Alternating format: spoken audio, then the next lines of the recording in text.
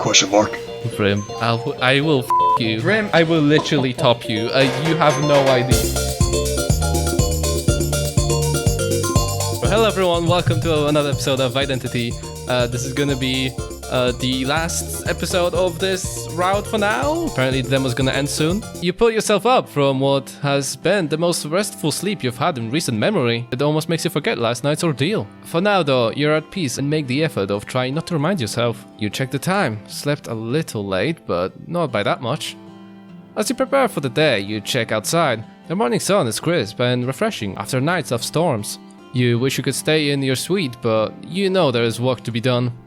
It's only as you start to leave that you really begin to grapple with the implication of that work, and the anxiety starts to creep its way in. You trip down to the bar is filled with fleeting thoughts of what awaits you, and not much else. When you reach it, you find Brym on his way out. Oh, hey. Yeah. Hey. You okay? Yeah, I'm fine. I'm just tired. That's fine. I know yesterday was exhausting. You seem to be handling it well. Honestly, I'm just trying not to think about it. Right. See ya. Not gonna hang? You don't need me to be around all the time, and it's already feeling crowded in here. Huh? You check the bar. Koval and Azarin, the guy who helped you last night, are sitting at your usual table, awaiting for you. Your stomach lurches. Apparently we're into war. What? Alright, talk to you later then. Yeah. Brym trays off in warden body and disappears down the hall.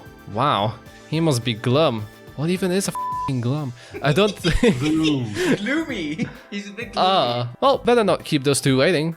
Turning your attention back to the table, you shuffle your way over and take your seat. The two are nursing their own drinks. Koval a cup of tea and Azarin a mug of coffee. Both are near empty, suggesting they've been waiting for a while. There's a fleeting expression of impatience with Azarin, but Koval is as stoic as ever.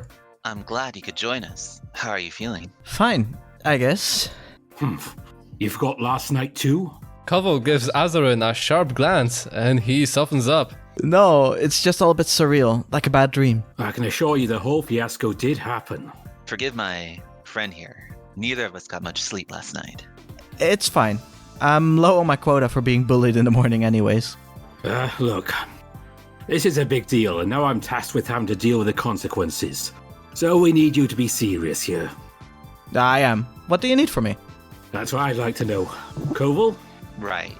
I need to know what Ulu, Miss Ula Nin, was doing up there.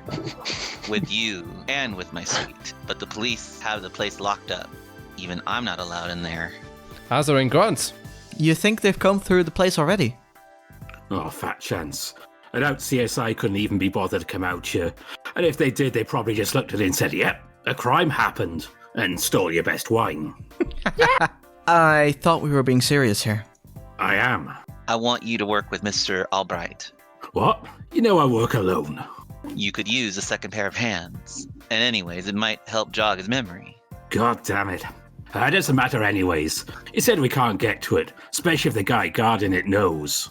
Hello there, sorry to butt in. The other two fall in an awkward silence as the waitress drops off some utensils and a glass of water for you. You know... Egg Mountain? Well, actually, probably just normal eggs and toast with some bacon on the side, maybe? Certainly. How would you like your eggs? Normal? What the... you know... normal. Scramble. Over hard.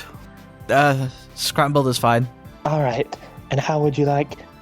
I'm guessing you just want white toast? What am I, racist? Yeah. Okay, I'll leave you three boys alone then. Everyone remains quiet while... Tisha? Tish! God, Tish, not don't make me want to smack you. Tisha. Everyone remains quiet while Tisha, or apparently, walks... Shut the fuck up. Walks out of earshot before continuing. White isn't a very healthy choice, kid. Oh my god, stop judging me. Thanks, Dad. As I was about to explain, I might know someone who could pull some strings. Do I know this guy? Is this one of your criminal? No, and no. He's a corporate exec. So, worse then. Couple size. He can be a bit hard to reach, so I'll need some time to get a hold of him. I should have what you need by tonight, hopefully. Is he out of town? Oh no, he's here on the resort. How is he hard to reach then? Don't ask questions you don't want the answers to, kid. Okay. Sounds good. Azaron only grunts, finishing his drink, and heads off. Calvo takes a bit more time with his tea. I understand he can be a little coarse at times, especially during the morning. So please, try to be patient with him. How do you know him? I guess you could say he helps me from time to time. Ovo? I think I know what he's helping him with. I'm holding up back, Shin. You can tell that he's trying to dodge the question. Oh, I wonder what's... I understand if you don't want to talk about it. Then I'll keep your advice in mind. Thank you. And your order is about to arrive. Take care. As Calvo gets up to leave, Tish returns with your order. Not Tisha anymore. Wow. She changes name rather fast. Yeah. The food smells inviting, but it can hardly distract you from trying to process your situation. Criminals and corporate execs pulling strings? Azaron is bad standing with the cops? This place seems to have more going on than lets off. Maybe Azaron will tell you more, if he's less grumpy when you talk again. You finish your meal easily enough and make your way out before the rest of the morning crowd floods the place. For now, I guess I can just pass the time. Yeah, Last date was great. It was not a date. We got attacked.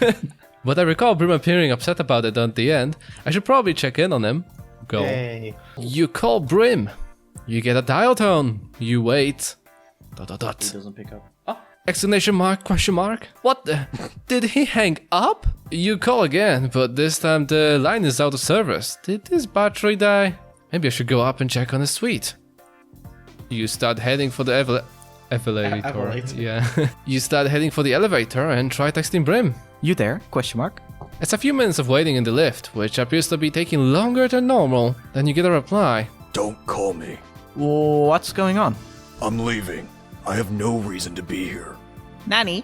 Whether he responds or not, you're too busy making a break for the stairway to notice. Gasping for breath, you bang at Brym's door. No response. Brym, I know you're in there. Silence. I talked to Koval. You haven't gone anywhere. I lie, but he doesn't know that. We can talk in your room or in the hallway when you come out. It's your choice. You hear some heavy shuffling and the door is pulled ajar. Brym doesn't meet you there though. When you open the door, he's returned to his bed. He's stuffing clothing in a suitcase. What's going on? You read the text. You'll be fine without me. He's refusing to give you any eye contact. No, I won't. You're the only guy I know and trust. That's bullshit. You handle things fine without me. What does that mean? That's enough to make Brym lose it. He flips the suitcase and it goes flying, making mess all over the place. You know exactly what the that means. The sheer bullshit, and then one day you become the world's most responsible adult. Who the are you? I thought this might have been one of your games, but now they're all this weird magic bullshit, and I have to buy that you changed? How do I explain it to you? You were awful! One time, my father got me a car, and you sold it behind my back, then blamed me, claiming I let it get stolen. You did this to me twice, and that's not even the worst. And I put up with your bullshit because you were the only person who was anything close to nice to me. But I'm not a idiot. I knew it was all a con. You thought I was just some dumb-ass rich kid. Failure of a son, not going anywhere, easy pickings. Brym? Brym sits on the bed, facing away from you. I tolerated it because of those rare occasions where you were nice. They were the closest I ever got to not feeling like complete shit. And when it was clear that you weren't bullshitting me again, I thought, well, actually, it's great. But then I started to wonder, what if your memories came back? I thought we could maybe leave, but that's no guarantee. You could become your old self again and just pretend things haven't changed before I don't even know what you do. You destroy me. It's so much, all at once. It feels like you'd need an hour to just process this information. One fact, however, starts to make it so very clear to you. Something you feel you should have put together sooner. I was abusing you. I hate you so goddamn much. You know what happened when we last went out? I cried. Like some baby. Then after we left, I cried some more. Oh. Because I couldn't stand the idea of this all becoming another one of your cons. I can't go through it again. I can't. You try not to put yourself out the reach, but your feelings only pull you back in. It all happens at once, and it's all too much. Oh shit. You slide like the shadow banished by the light, back out the door. Brym barely glances back as you do. It feels as if the whole floor creaks at an angle, and you continue to slide backwards, further and further away from the door, until you find yourself falling back into the elevator. Drunkenly stumbling alone, you don't even know what button to press on the panel before you fall onto your back in the middle. The elevator slowly begins to lurch upwards. How could I atone for something like that? Where would I even begin? Nothing I can say could make this right. The elevator continues to go upwards, longer than it probably should. Should I just let him go? Do I deserve to be abandoned? What right do I have to claim that I won't turn back to my old self and betray him? The gears in your brain turn with such ferocity that you feel like it's grinding your brain to paste. If I genuinely care for Brym, then I should let him go, but what would even possess me to abuse someone like that? It seems as if the elevator is picking up speed with every passing second. What kind of person was I? Maybe it would have been best if Mindelo had gotten what she wanted? Upwards, upwards endlessly, faster and faster. Feels like you're being flattened against the floor. I don't have the answer. It all came effortlessly to me before. I can't imagine any way of making this right. Smack. That might have been a bit too hard. Your vision refocuses. You're still in the elevator, but it's stopped. The doors are open and Brym is on top of you. His weight is making you a bit hard to... Wait. His weight is making it a bit hard for you to breathe. What? A few random tourists are murmuring behind Brym, watching you two. You spy an out-of-order sight inside the elevator that you somehow missed. Yaren, I'm sorry. It wasn't that hard. No, about yelling at you. What? I refuse to let you be the only responsible adult. I didn't think about how you felt until after you left. How I was hurting you by blaming you for stuff you didn't even know. Should we get out of the elevator? I don't give a f***.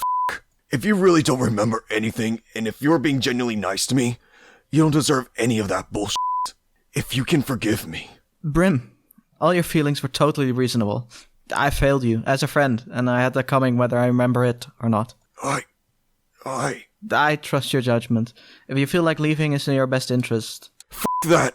I won't abandon you! Look, I'm willing to give you one more chance. Only if you promise me. Promise me that if I go back, you'll... I promise. Aww. You reach up to hold him, and he returns the gesture. The tourists watching burst out in applause. Everybody clapped. I'm still a bit lightheaded. Brym picks you up and carries you off through the onlookers. Should I take you to the medic? If I tried to explain it to them, they'd probably send me to the loony bin. You're carried back to Brym's suite. It's still a mess from his outburst. That whole experience was exhausting. Yeah, I could use a nap. Your bed or mine? Oh, whoa. We can share my bed, but if you want space, I can bring you to yours. Not Brym. I'll stick with you. Brym uses a spare claw to clean off some of the clothes, still Strewn.